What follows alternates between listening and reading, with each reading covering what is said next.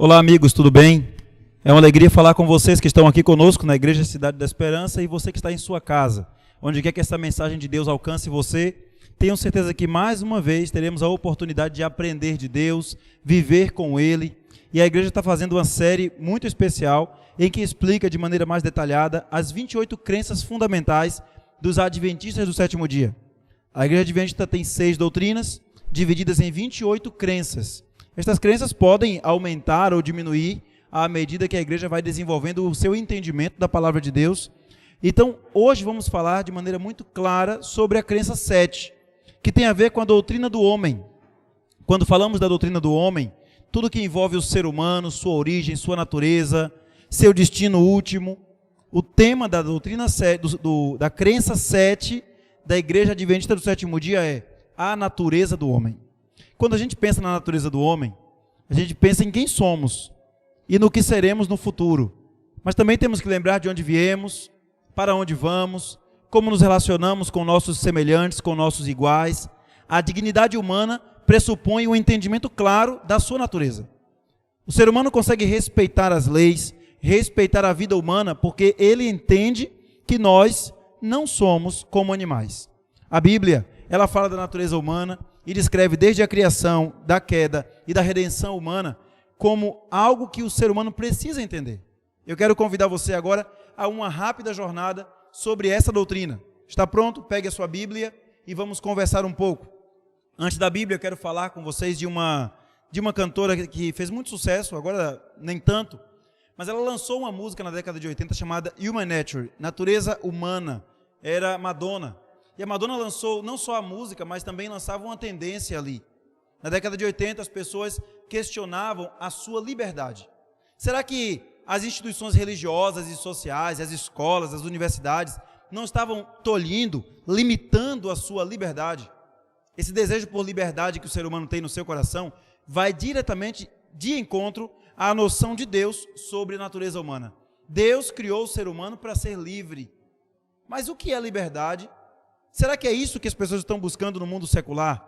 Olha um refrão dessa música sobre a natureza humana da Madonna. Ela começa dizendo: se expresse, não se reprima. Eu não me arrependo de nada. Isso é a natureza humana. Não se arrependa de nada. Então ela vai repetindo esta verdade, esse mantra, por assim dizer, para que você faça o que quiser, se jogue mesmo na vida e não se arrependa de nada. Esta é a natureza humana. Ela quer dizer com essa letra que você vai errar, que você vai falhar, que você vai machucar alguém e que você não precisa se arrepender. Você está perdoado porque essa é a sua natureza humana. Somos assim. Bom, o humanismo secular propõe exatamente isso. Que o homem consegue ser moral e eticamente melhores sem uma religião. Não precisam de uma divindade ou de um código moral para fazer boas escolhas. Assim como o mundo animal consegue fazer boas escolhas e por isso foram evoluindo, é mais ou menos como eles entendem que nós podemos fazer. Você pode fazer boas escolhas, você pode ser um bom pai, uma boa mãe, ter uma boa família, você pode viver a sua vida da melhor maneira possível e para isso você não precisa de religião. Aqui quero fazer um contraponto, porque o humanismo propõe uma vida sem religião, mas eu quero demonstrar que todo respeito àqueles que vivem sem religião e sim buscam viver uma vida moral, ética e correta. Eu sei que você talvez pense: pastor, eu não preciso de um código moral, de um código religioso, de um conjunto de leis e nem de um conhecimento da minha origem e natureza para viver bem e respeitar as pessoas. Talvez seja verdade na superficialidade da análise do fato. Mas quando nós pensamos na causa última, nós sim vivemos sob leis, vivemos sob o comando de alguma coisa que nós nem percebemos. Nós esperamos o bem das pessoas. Nós esperamos que as pessoas ajam bem conosco. Mas nós não devolvemos esta mesma expectativa quando tem a ver com nossa atitude para com os outros. Tem até ditados antigos que chegam a ilustrar a mesma verdade. Que se você faz o bem volta para você. Isso não é verdade 100%, porque às vezes você faz o bem e volta o mal para você. Não lidamos na mesma moeda e nem recebemos na mesma moeda. De quem é a culpa? Então, por esse comportamento errôneo, por esse comportamento distorcido, por um comportamento que, independente de conhecer ou não uma religião, lá no fundo do seu coração, você sabe que é um comportamento errado. O apóstolo Paulo chega a dizer no livro de Romanos, e ele descreve muito bem esse conflito entre aquilo que eu faço, as minhas ações, e uma lei que habita no meu coração, que não foi colocada por um pastor, que não foi colocada por uma igreja, mas foi colocada por Deus em toda a humanidade. Existe a revelação geral de Deus. Eu sei que vocês já devem ter estudado sobre isso em algumas mensagens anteriores, quando falava da revelação de Deus. Deus se revela de maneira geral e natural. Então, vários povos que não conhecem códigos religiosos diretos, tirados da Bíblia, se comportam de maneira semelhante. Entendem a limitação da sua natureza e então lutam para viverem em sociedade. O apóstolo Paulo diz, no livro de Romanos, capítulo 7, verso 15 ao verso 25, ele descreve uma angústia, ele descreve uma preocupação, por que não dizer uma luta intensamente difícil. Olha o que diz a Bíblia, lá no livro de Romanos, na carta de Paulo aos Romanos, capítulo 7, no verso 25. No verso 15 ao verso 25. Porque não recebestes o espírito de escravidão. Não, desculpem, o 7. 7, 15 a 25. Porque nem mesmo compreendo o meu próprio modo de agir, pois não faço o que prefiro, e sim o que detesto. Ora, se faço o que não quero, consinto com a lei, que é boa. Neste caso, quem faz isto já não sou eu, mas o pecado que habita em mim. Porque eu sei que em mim, isto é, na minha carne, na minha natureza, não habita bem nenhum, pois o querer o bem está em mim, não porém o efetuá-lo. Porque não faço o bem que prefiro, mas o mal que não quero, esse faço. Mas se eu faço o que não quero, já não sou eu quem o faz, e sim o pecado que habita em mim. Então, ao querer fazer o bem, encontro a lei de que o mal reside em mim. Porque no tocante ao homem interior, tenho prazer na lei de Deus, mas vejo nos meus membros outra lei, que guerreando contra a lei da minha mente, me faz prisioneiro da lei do pecado, que está nos meus membros. Desventurado homem que sou! Quem me livrará do corpo desta morte? Graças a Deus por Jesus Cristo, nosso Senhor. De maneira que eu, de mim mesmo, com a mente, sou escravo da lei de Deus, mas segundo a carne, da lei do pecado.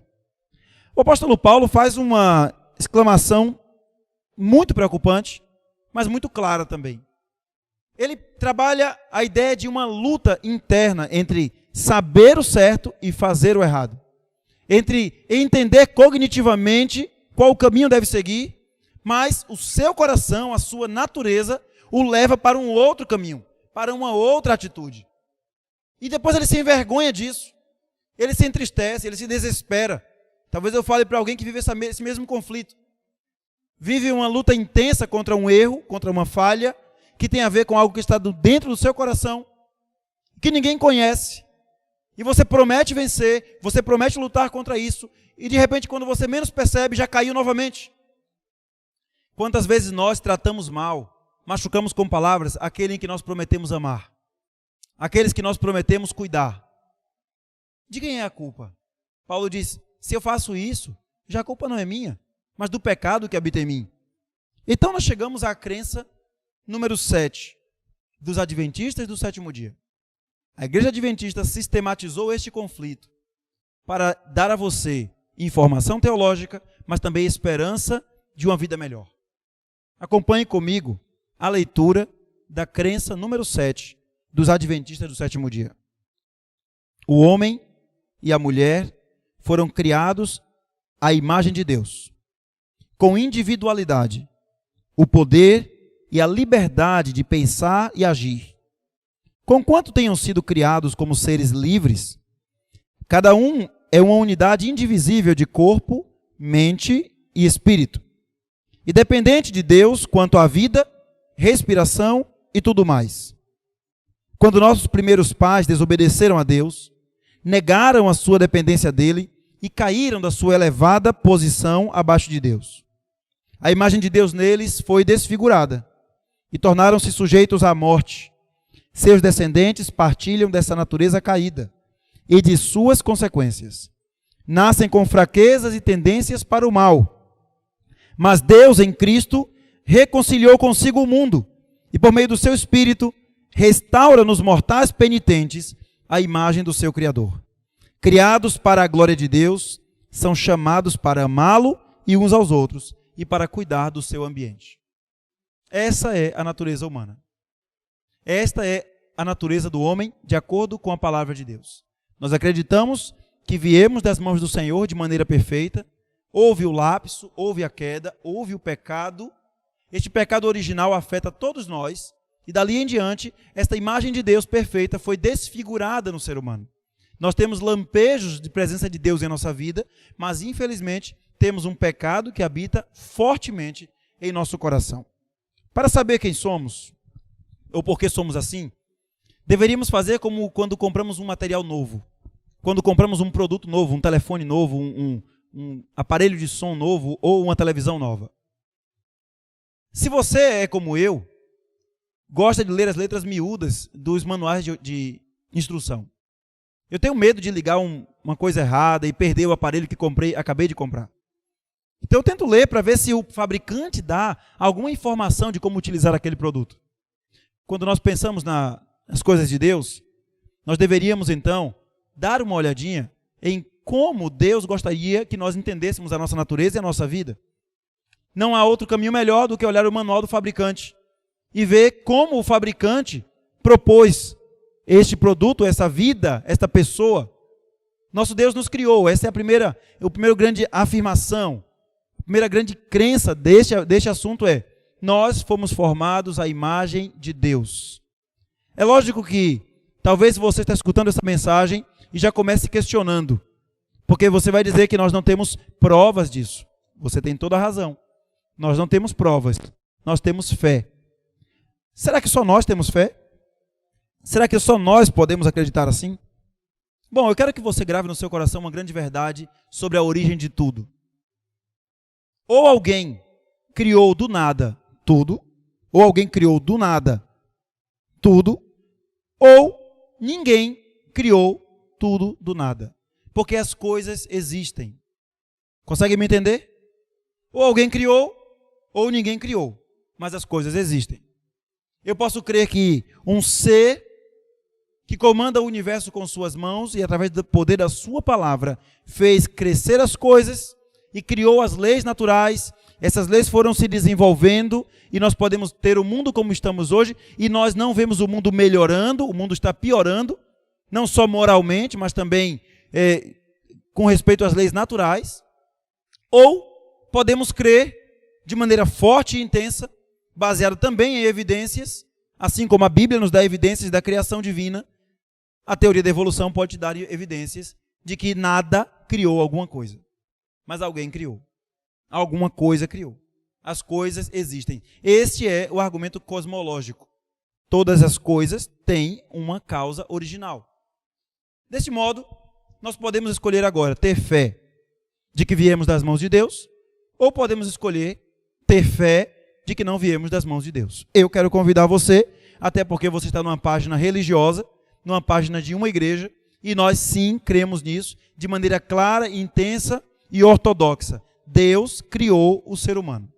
Esta é a nossa crença. Mas se você tem fé suficiente para crer que do nada veio alguma coisa, do nada completo, também eu quero até parabenizar, porque eu não tenho uma fé tão intensa assim. Talvez soe para alguns, e não tem nada a ver, pastor. Fé não tem a ver com ciência. Tem a ver com ciência. Porque a afirmação básica da ciência diz que você tem que experimentar e provar, e as hipóteses têm que ser repetidas várias e várias vezes, até que aquela hipótese seja comprovada. Como ninguém consegue reproduzir a criação humana, a criação do homem, como ninguém consegue reproduzir o universo, então nós temos que basear-se em fé. Mas cada um crê como quer. Mas vamos ficar com a Bíblia e a sua resposta com respeito à natureza humana? Gênesis capítulo 2, verso 7 nos dá uma resposta clara sobre isso. Então eu convido você a partir de agora entender que a Bíblia será o nosso livro texto para esse assunto.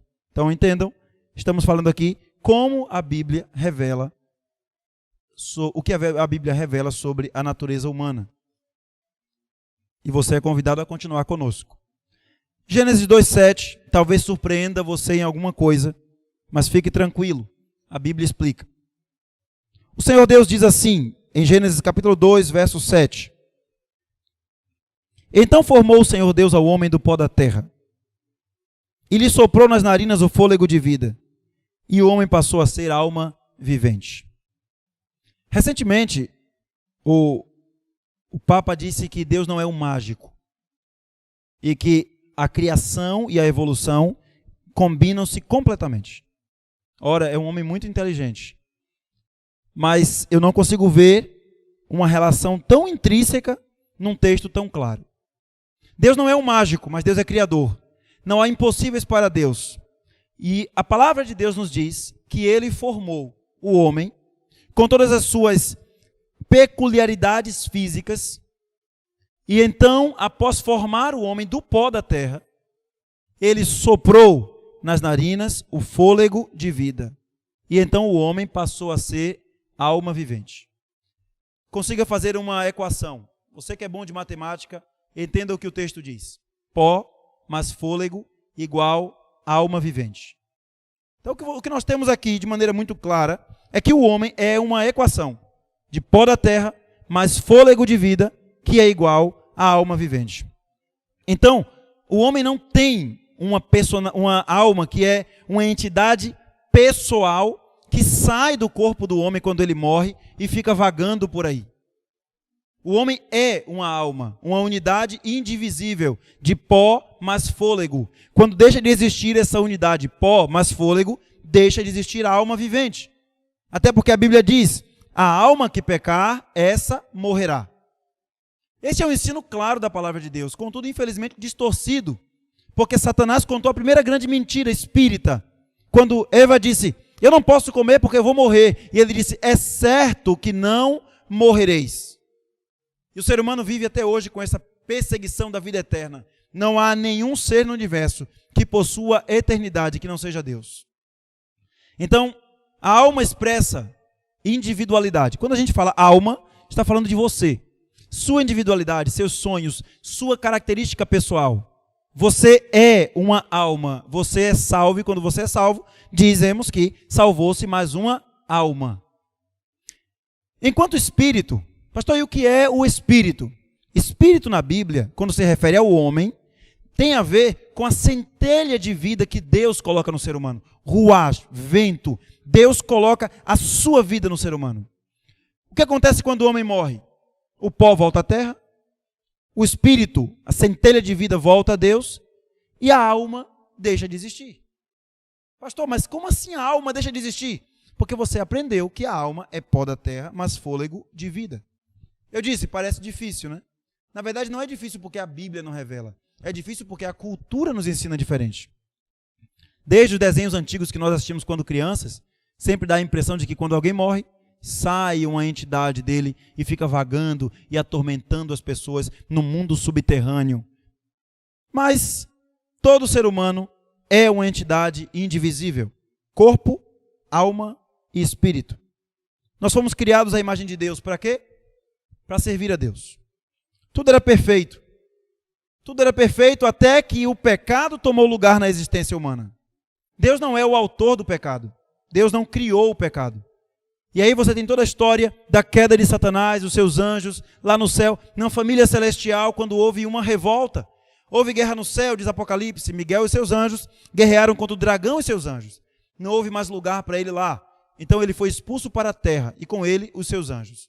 O inferno, que muitos ensinam a você que é um lugar embaixo da terra, não adianta cavar. Se cavássemos, sairíamos na China. A Bíblia diz que se há um lugar em que Satanás habita com seus anjos, esse lugar é a terra. O mundo jaz no maligno. Infelizmente, para mim e para você, estamos envoltos nesse grande conflito.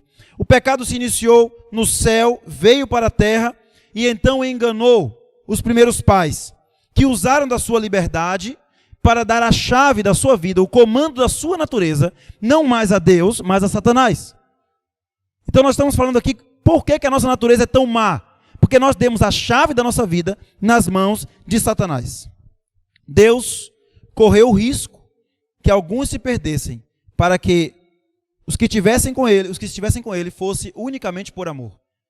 Talvez você pergunte, pastor, mas não tinha um jeito de Deus, já que sabia que ia acontecer tanta tragédia, acabar com o mal logo ali? Claro que tinha. Deus podia ter criado centenas e centenas de milhares de robôs, não dotá-los de liberdade de escolha. Desse modo, todos o adorariam para sempre. Mas você que é casado, gostaria de saber que a sua esposa só está casada com você por obrigação? Porque ela não tem escolha? Você que é casada, gostaria de saber hoje que o seu esposo, se pudesse, iria embora para nunca mais voltar? Mas está com você porque ele é obrigado a estar? Infelizmente, há relacionamentos que estão assim. Relacionamentos doentios e destrutivos. Deus, o Pai, o Criador, não quer e não queria esse tipo de relacionamento com seus filhos. Então ele abriu a porta e disse, filhos, fiquem dentro de casa. Mas infelizmente, os filhos saíram. Ele correu risco. Ele não foi surpreendido pela queda humana. Como é você? Nessas nossas escolhas, elas então são baseadas em nossa natureza. Hoje, mais do que antes, mais do que Adão, não só temos o pecado original, mas temos o pecado adquirido e o pecado buscado. O pecado original vem dos pais, dos primeiros pais, Adão e Eva. Nós herdamos isso. Em pecado me concebeu a minha mãe, diz o salmista Davi. Mas também temos o pecado adquirido. Nós recebemos o pecado e vivemos nele. Então, por mais que você viva uma vida preocupada em não errar, em tomar boas escolhas, você vive em meio a pecadores. Isaías, certa vez, disse, ai de mim, eu sou homem de lábios impuros e habito no meio de um povo de impuros lábios. Mas também há o pecado buscado. É aquele pecado deliberado. Eu vou organizar e vou pecar. Eu escolhi pecar. É como no adultério que alguém diz assim, foi sem querer, pastor. Eu não consigo acreditar nisso. Que alguém cometeu adultério porque tropeçou e de repente foi surpreendido com o adultério. Não existe isso. Ele programou, isso é iniquidade. Nós vivemos nessa luta. Segundo o apóstolo Paulo, longe de Cristo, o homem não está ficando melhor, nem socialmente e nem moralmente. Porque somos presos pelas armas da lei que naturalmente não deveriam existir e que expõem o nosso fracasso enquanto raça humana. Eu vou dar alguns exemplos de leis que só existem porque você e eu fracassamos em viver moralmente longe de Deus. Quer exemplos? A lei da escravidão. Por que tem que existir leis que justifiquem e que ensinem à humanidade de que as pessoas não devem ser julgadas melhores ou piores pela cor da pele, pela maneira como falam ou pelo país que nasceram? Por que tem que haver uma lei para lembrar você de que você não é melhor do que outro, baseado na sua origem racial, na sua cor, no simples fato da cor da sua pele? Por que tem que ter uma lei para lembrar aos homens que eles não podem matar o outro ser humano? São leis que não expõem a nossa melhoria. Elas expõem amarras para que a gente consiga viver em sociedade. Pedofilia, desejo sujo por crianças e pré-adolescentes. Vejam, são leis que expõem o fracasso da moralidade humana. E que existem, porque se não existissem, seria um caos. Então, antes de você sentar com os humanistas para dizer que o mundo estaria melhor sem religião, lembre, estes axiomas, estes princípios, não vieram do coração do homem. Eles vieram do coração de Deus. Leis com respeito à dignidade humana, à escravidão, ao cuidado, vêm de Deus. E o código mais antigo de leis que nós temos é o código da Bíblia. Bom, na mente de todos, sabem que a natureza humana nos leva a fazer coisas ruins. De quem é a culpa? Lá em Gênesis, quando aconteceu o problema, eles colocaram a culpa, sabem quem? Perguntaram, Adão, o que é isso que você fez? Senhor, a mulher que o Senhor me deu do fruto e eu comi. Eva, o que é isso que você fez? Senhor, o Senhor sabe, a serpente que está aqui, o Senhor criou, deixou aqui, ela me enganou e eu comi. Não adianta colocar a culpa na serpente. E não adianta colocar a culpa em Deus. Nós temos uma mania terrível de transferir responsabilidades. O que você precisa é entender que você e eu não prestamos. Que nossa natureza é má. E que por mais que você queira olhar no seu telefone celular, tirar uma selfie sorridente e achar que você é a melhor pessoa do mundo, no fundo do seu coração você sabe que tem várias e várias coisas que você não presta e que você precisa melhorar. E aí nesse momento, você precisa encontrar-se com Deus. Um Deus que prometeu esmagar a cabeça da serpente. Um Deus que prometeu exterminar o poder de Satanás e subjugar a nossa natureza humana pecadora, submetendo-se a ele. É um desafio da recriação. Você tem que conhecer a casa do Pai, ter intimidade com o Pai, para poder saber onde voltar quando cair e sujar-se na lama do pecado. Eu não posso prometer a você que você não vai mais pecar, que sua natureza vai ser 100% perfeita. Não vai. Mas eu posso prometer a você nesta manhã, que mesmo com essa natureza pecadora, Deus oferece algo para você escandalosamente injusto. Sabe o que é injusto? A graça. A graça de Deus cobre multidão de pecados. A Bíblia diz, onde abundou o pecado, superabundou a graça. A graça do Senhor está conosco, para dizer o seguinte: filho, você não é perfeito, mas eu sou perfeito. Você não consegue, mas eu consigo. E muitos críticos da religião dizem, ninguém consegue guardar a lei de maneira perfeita. Estão certos. Mas Jesus Cristo conseguiu. No mundo tereis aflições, mas fiquem felizes, porque eu, Cristo, diz ele, venci o mundo. A nossa vitória não depende de nós. A nossa natureza continuará sendo ruim. Mas quando nos escondermos atrás do príncipe Emanuel, aí sim você pode ter a certeza. Nenhuma condenação há para os que estão em Cristo Jesus. Isto é graça de Deus. A natureza humana não deve te assustar, mas deve colocar você no seu lugar. Quem você é, quem você não é. Não queira ser um super-herói. Renda-se às mãos do Senhor e permita que Ele transforme o seu coração. Permita que Ele te faça melhor a cada dia. Ele sabe que você é pó e quer acompanhar você. O conselho de Deus é: permaneça em mim e eu permanecerei em vós. Sabe o que nós devemos fazer? Correr para Deus. Senhor, descobri uma coisa hoje. A minha natureza não presta. Estou lutando há tantos anos, Senhor, para ser melhor e não consigo. Tento ser melhor pai, melhor marido, melhor filho, melhor funcionário. Tento ser melhor para a sociedade, mas quando menos me assusta, já caí. E ainda que as pessoas não vejam, eu sou como um túmulo pintado de cal branco, que por fora parece muito bom, mas se abrir é só podridão. Dói ouvir isso. Mas a nossa justiça, a Bíblia compara a trapos de imundície. Mas nos chama para lavar nosso pecado.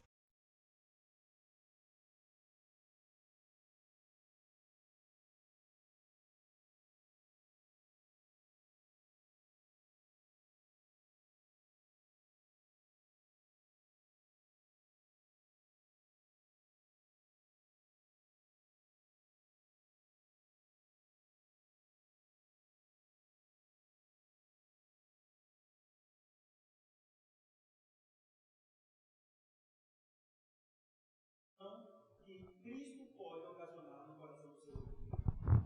Ele entra no tanque de batismo. Ele entra num tanque batismal, e assim como Cristo foi batizado, ele também é. E ele diz: eu aceito Jesus Cristo na minha vida.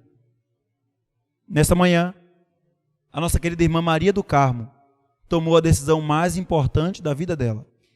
E eu convido você a assistir esse momento e ver mais uma vez a manifestação clara do poder de Deus na vida de alguém.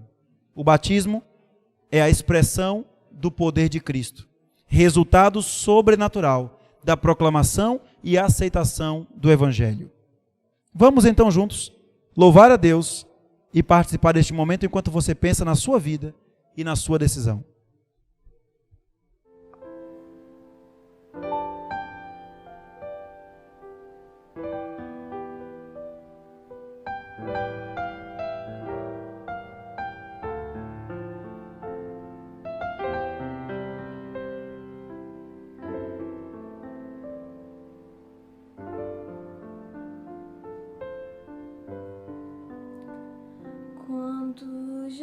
Jesus te chama e tu não vens, pra onde vais então? Voltas pro mundo e tudo que contém, mas voltas triste como ninguém, porque voltar pro frio gelado que destrói e abandonar os braços de amor do Pai, porque insistir no que te faz tão mal, o que te rouba a paz.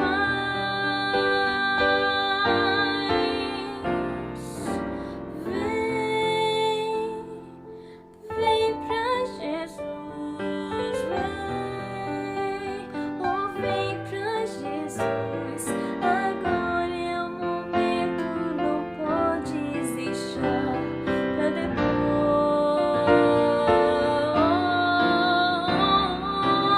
Vem, oh vem pra Jesus, vem, oh vem pra Jesus, agora é o momento, não podes deixar pra depois.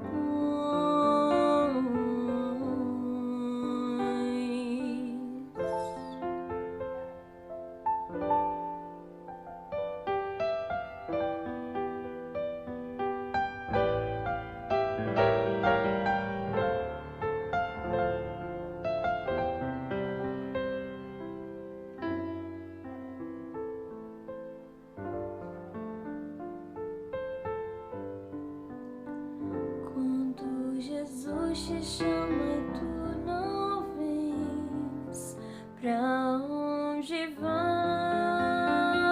então?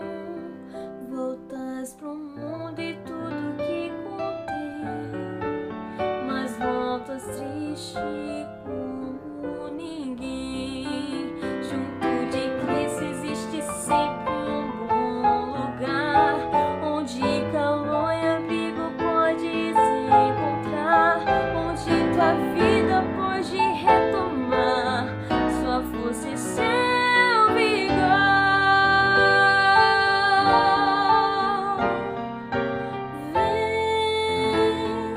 Vem pra Jesus,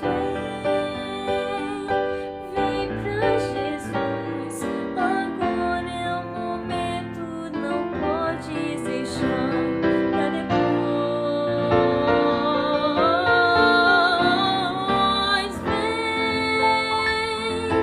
Vem pra Jesus, vem, oh vem pra Jesus, agora é o momento, não podes deixar pra depois.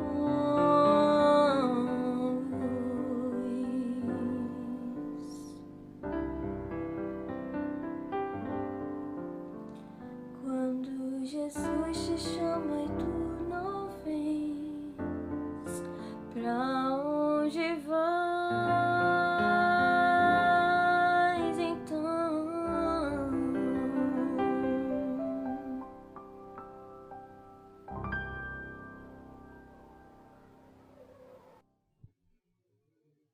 E o nosso Deus neste momento está em festa. Porque mesmo com a luta da natureza humana, mesmo com toda a tendência para tomar escolhas erradas, para seguir caminhos errados, centenas e milhares e milhões de pessoas neste universo fizeram a escolha certa. Valeu a pena o sacrifício de Cristo e a sua graça derramada por todos nós. Neste momento muito especial, eu quero que vocês conheçam a nossa querida irmã Maria do Carmo. Ela fez valer a pena. Ela podia tomar outras escolhas, mas ela escolhe Jesus Cristo. E o milagre acontece na vida dela nesse momento. Irmã, por favor. Aí da sua casa você pode se alegrar e pensar na sua vida, em como você poderia também tomar essa decisão. Como você também poderia viver a sua vida perto de Jesus Cristo. Não há limitação humana, nada que esse universo possa criar que afaste você do amor de Deus. Vamos participar deste momento juntos? Aí da sua casa. Pensa em vocês, reflita na sua decisão e vamos juntos ver esse milagre nesse momento.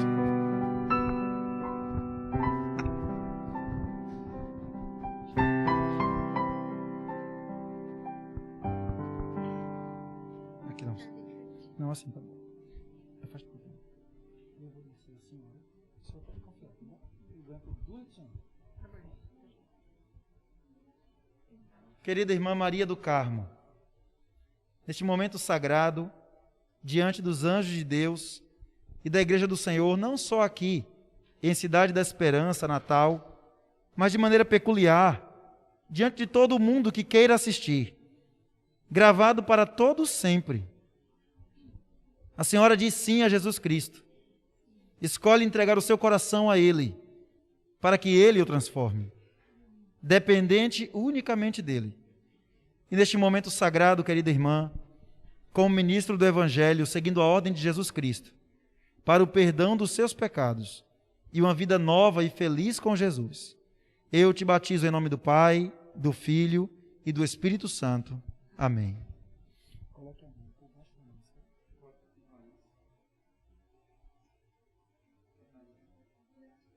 Baixa a máscara. Baixa a máscara.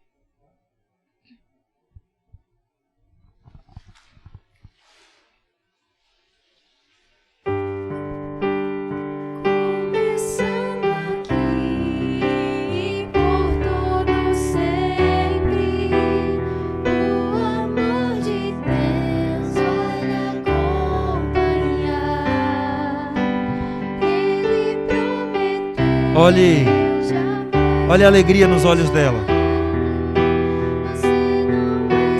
Louvado seja Deus. Glória ao Senhor. Vale a pena servir a Jesus Cristo. Você quer dizer sim ao Senhor? Você quer voltar para Deus? Você que já foi dessa igreja e está longe do Senhor, está assistindo nesse momento? Você que nunca tomou a decisão pelo batismo e nessa manhã entendeu a sua natureza, mas também entendeu o presente da graça de Cristo? Pelo exemplo da irmã Maria do Carmo, eu quero fazer um convite para você. Coloca nos comentários aqui embaixo, que a nossa equipe vai entrar em contato com você. Só coloque assim: eu aceito. E você vai ter a resposta da equipe, você vai receber uma visita, onde você estiver. Mas pastor, não é Natal, não importa. Diga: eu aceito, eu quero ser batizado. E alguém vai até a sua casa, vai entrar em contato com você. Logo, logo será o seu momento. Deus abençoe você. Deus abençoe a sua família. Agora eu quero que você feche os seus olhos e nós vamos orar. Grande Deus e Pai, obrigado, Senhor, porque ainda que não habite bem nenhum em nós, vindo de nós mesmos, mas a Tua presença em nossa vida nos faz sentir melhor. É a Tua presença, Senhor, que nos motiva. O Teu amor nos constrange. E agora, nesta manhã, nós louvamos o Teu nome pela decisão da Tua filha e também pelas dezenas e dezenas de decisões que são tomadas através deste vídeo, onde quer que ele esteja alcançando nesse momento. Que o Senhor abençoe as pessoas que estão assistindo. Pai querido, que ao digitar na tecla do seu aparelho, eu quero ser batizado, que este filho teu entenda que ele não está se unindo apenas a uma igreja, mas está se unindo a Jesus Cristo, o único que pode salvá-lo. Que o Senhor nos abençoe e nos guarde. Que o Senhor faça resplandecer o seu rosto sobre nós e tenha misericórdia de nós. Que o Senhor sobre nós levante o rosto e nos dê a paz em nome de Jesus. Amém.